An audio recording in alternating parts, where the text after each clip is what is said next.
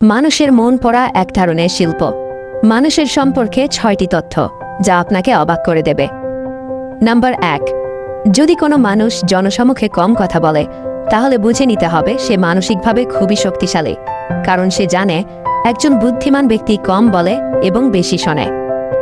Number 2, যদি কেউ সবসময় অন্যের সাহায্য করে তাহলে মানুষ কল্পনাও করতে পারে না সে নিজেই কতটা সাহায্যের প্রয়োজন বোধ করে, কিন্তু সে নিজের কষ্ট অন্যের সঙ্গে ভাগ করে না।